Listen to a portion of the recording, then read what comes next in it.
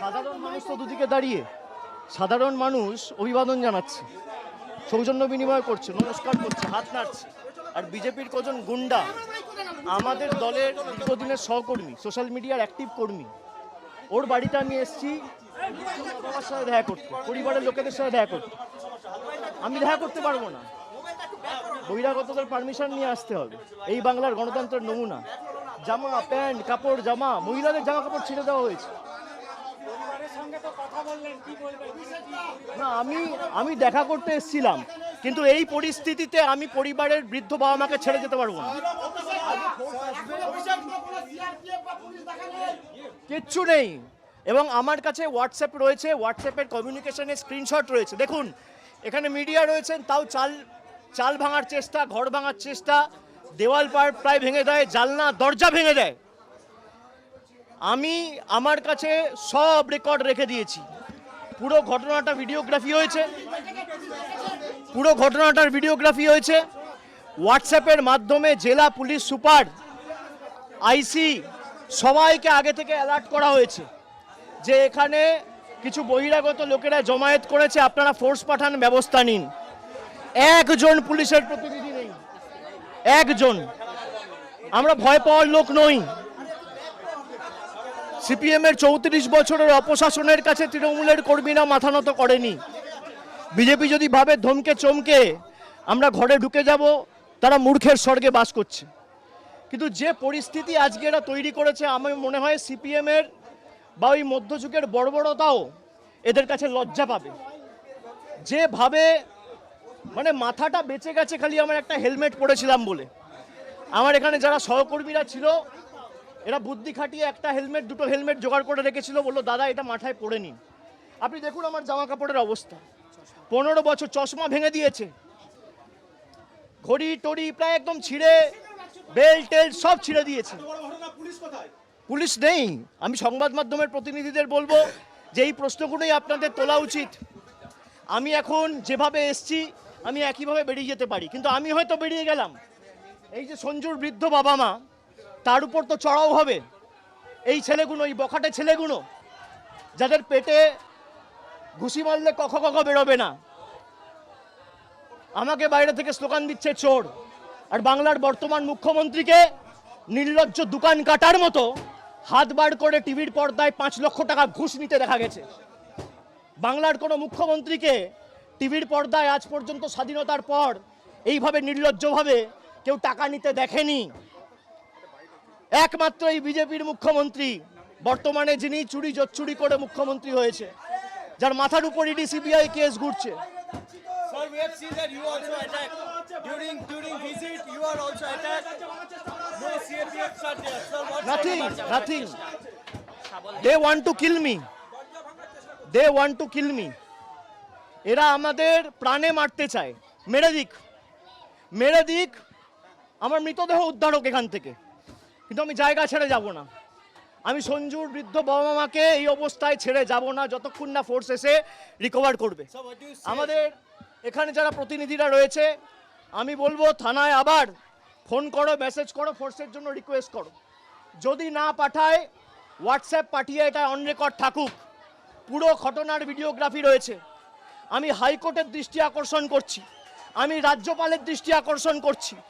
কি বাংলার পরিস্থিতি, এখানে প্রায় 50 জন সংবাদ মাধ্যমের প্রতিনিধিরা রয়েছে, দরজা ভাঙার চেষ্টা করছে, পুলিশের একটা লোক নেই।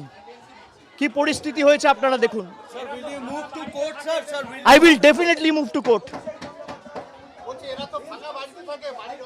Sir, because the law and order আমি শিফট situation we are করছি। seeing over here, sir, will you move to court? Because you দাঁড়া, also আমি সব বলে দিয়েছি, পরে বলছি, আগে আমাদের প্রশাসনের সাথে কথা বলতে দিন।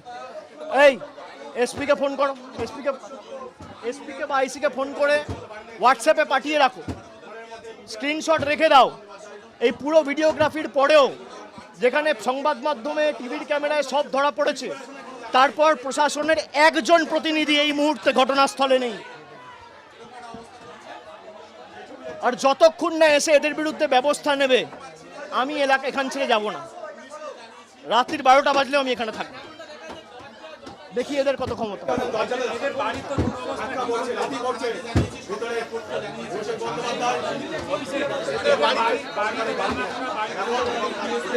আমি আপনাদের একা ছেড়ে যাবো, আমি চলে গেলে আমি ছেড়ে যাবো।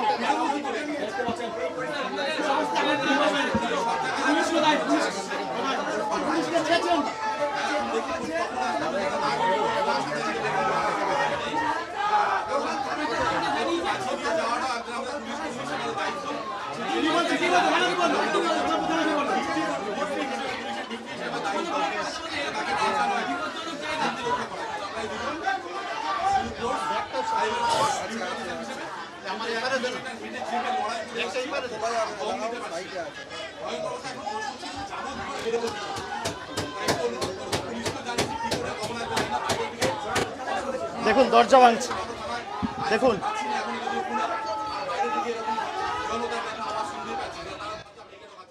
আমাদের লোকেদের পরিবারের লোককে ধমকি দেওয়া হয়েছে যে বারণ করুন অভিষেক বন্দ্যোপাধ্যায় আজকে যেন না আসে।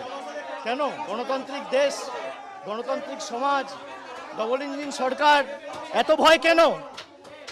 যদি মানুষের ক্ষমতায় আসেন তাহলে এত ভয় কিসের? মানুষের রায় ক্ষমতায় আসেন, এত ভয় কিসের?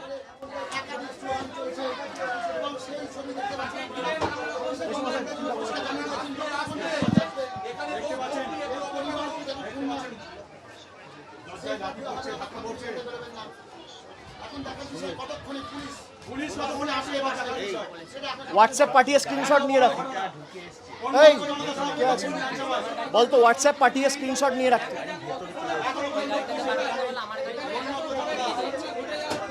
ফোন করো, না তুললে হোয়াটসঅ্যাপ পাঠিয়ে স্ক্রিনশট নিয়ে রাখো, কোর্টে মুভ করুন।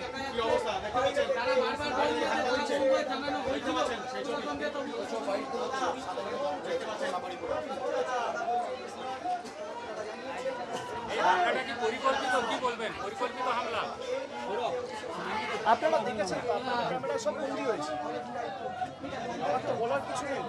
মিথ্যে কথা বলতে পারলে মিথ্যে কথা বলতে পারবো, ভিডিওতে মিথ্যে কথা বলবো না। আমি যদি হেলমেটটা না পড়তাম মৃতদেহ বেরোতো এতক্ষণ। আপনাদের উপর অত্যাচার হয়েছে, আমায় কভার করতে গিয়ে এমনকি আপনারাও মার খেয়েছে।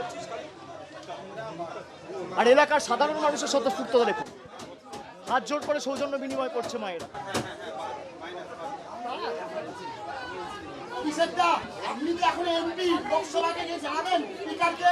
আমরা করব, আগে আইনত টেক আপ করবো, তারপর নিশ্চিতভাবে করব।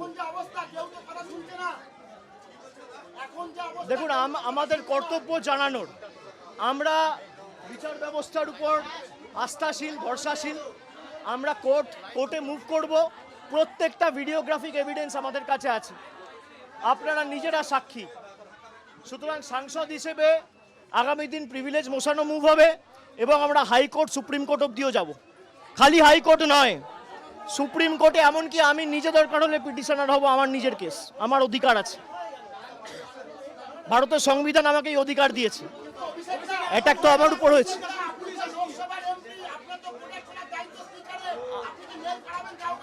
আমি আশা রাখি না এদের থেকে। আমি আমার জীবনের থেকেও বেশি চিন্তিত সঞ্জুর বৃদ্ধ বাবা মার জীবন নিয়ে। তাদের প্রাণের উপর যে প্রাণঘাতী হামলা হবে, আমি সে কারণে এখন এখান থেকে বেরিয়ে যেতে পারি, আমি চলে যেতে পারি, কিন্তু আমি চলে যাওয়ার পরের অ্যাটাকটা হবে এদের উপর। পুলিশ প্রশাসনের লোকেরা যদি থাকতো, আমি হয়তো বেরোতে পারতাম এদেরকে ছেড়ে, যে পুলিশের উপর ভরসা করে এই বৃদ্ধ বাবা মাকে ছেড়ে আমি বেরিয়ে আসতে পারতাম। যতক্ষণ না ফোর্স এসে যারা দোষী তাদের বিরুদ্ধে ব্যবস্থা নামে আমি এখান থেকে সরবো না, এক চুল সরবো না। আমার আরেকটা লাস্ট কোশ্চেন, অভিষেক দা আরেকবার রিপিট করবেন, এই সোনারপুরে আসবেন কখন ফার্স্ট জানিয়েছিলেন পুলিশকে? আমার মেল করে দেওয়া হয়েছিল কালকে বা পরশুদিন, মেল করে দেওয়া হয়েছিল। আজকে সকাল থেকে আমার অফিসের, আমার আত্মসহায়ক এসপিকে ফোন করেছে, মেসেজ করেছে, হোয়াটসঅ্যাপে ফোন করেছে, মেসেজ পাঠিয়েছে, তারা ফোনই ধরেনি। সাক্ষী রাখার জন্য আমি হোয়াটসঅ্যাপে মেসেজ পাঠিয়ে তার স্ক্রিনশট রেখে দিয়েছি, পরে যাতে বলতে না পারে আমাদের জানায়নি।